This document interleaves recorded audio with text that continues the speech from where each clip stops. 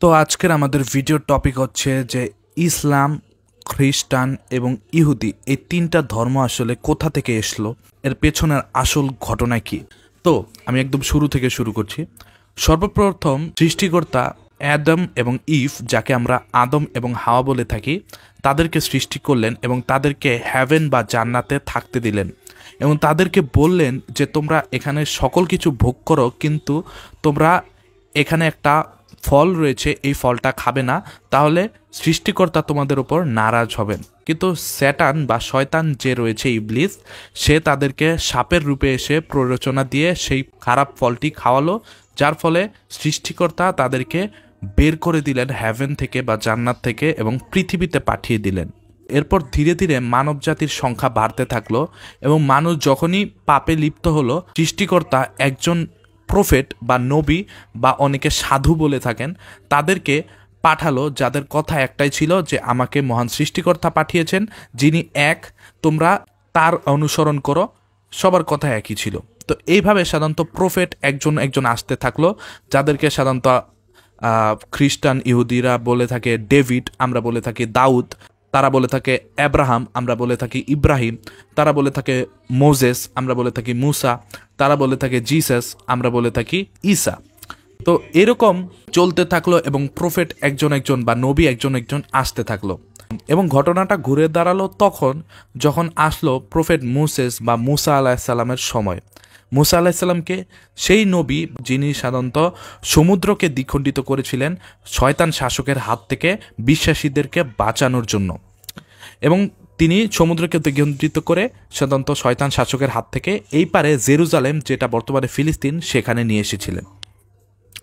তো সেখানে আসার পর তিনি বলে গিয়েছিলেন যে আমার পরে আরেকজন আসবে ত্রাণকর্তা বা মাসি বা নবী, যাকে তোমরা অনুসরণ করলে সফল হবে।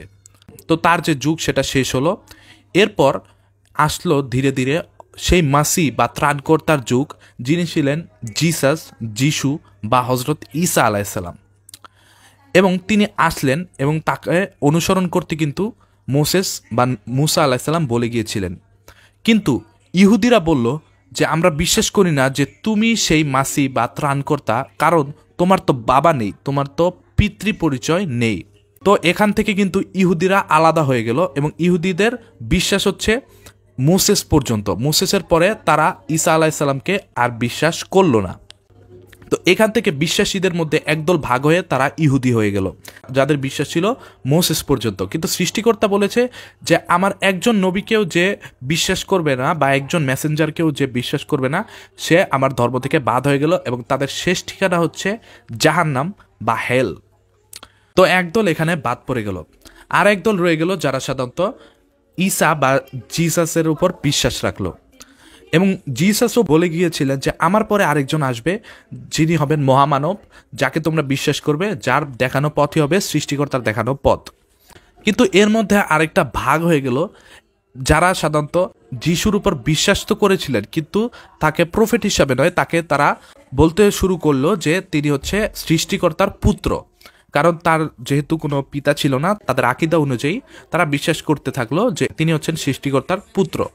তো অতপর আরেকটা গোত্র সৃষ্টি হয়ে গেল, তারা হচ্ছে খ্রিস্টান। তো যারা সাধারণত জিসাস বা যিশুর পরে আর কোনো প্রফেটকে বিশ্বাস করেনি বা করলো না। তো এরপরে একটা সময় সেই মহামানব আসলো, যিনি হচ্ছেন হজরত মোহাম্মদ সাল্লাল্লাহু সাল্লাম, যিনি হচ্ছে গডের প্রেরিত আরেকজন নবী। তারও কথা ওই সেমই ছিল যে আল্লাহ তাআলা বা সৃষ্টিকর্তা এক এবং আমি হচ্ছে তার প্রেরিত বার্তাবাহক বা মেসেঞ্জার। তাকেও একদল বিশ্বাস করলো, সেটা হচ্ছে মুসলিম। এবং তখন সেই ধর্মকে একটি নাম দেওয়া হলো যে শান্তির ধর্ম বা ইসলাম ধর্ম। এবং অনেকে এটা ভেবে থাকেন যে ইসলাম ধর্ম সাধারণত হজরত মুহাম্মদ সাল্লাল্লাহু আলাইহি ওয়াসাল্লামের জন্মের পর থেকে সৃষ্টি, অর্থাৎ 1400 বছর পূর্বে। কিন্তু এটা সৃষ্টির শুরু থেকেই ইসলাম ধর্ম রয়েছে, কারণ ইসলামের মূল ভিত্তি হচ্ছে আল্লাহ তাআলা এক এবং তার সাথে কারো শরিক নেই বা সৃষ্টিকর্তা এক। শুরু থেকে এটাই ছিল, কিন্তু শুরুতে ধর্মের কোনো নাম ছিল না। শুরুতে সাধারণত মানুষ বলতো, ধরুন এটা হচ্ছে মুসা আলাহিসাল্লামের যুগ বা মোসেসের যুগ, তো মানুষ বলতো যে আমি বিশ্বাসী হচ্ছে মোসেসের ধর্মের উপর। এখন মোসেসের ধর্মটা কি সেটার কোনো নাম ছিল না। তো এটা আগে থেকেই ছিল, ধর্মের শুরুতে কোনো নাম ছিল না, তারপর ধর্মের নাম পড়লো ইসলাম বা শান্তির ধর্ম। তো এইভাবে সাধারণত আব্রাহাম বা ইব্রাহিম আলাইসাল্লামের গোত্র থেকে 3টা ধর্মের সৃষ্টি হলো। তো আপনারা আশা করি বুঝতে পেরেছেন যে 3টা ধর্ম কোথা থেকে আসলো এবং কিভাবে আসলো, এবং আমি আশা করি আপনারা আমার সাথে অ্যাগ্রি করবেন।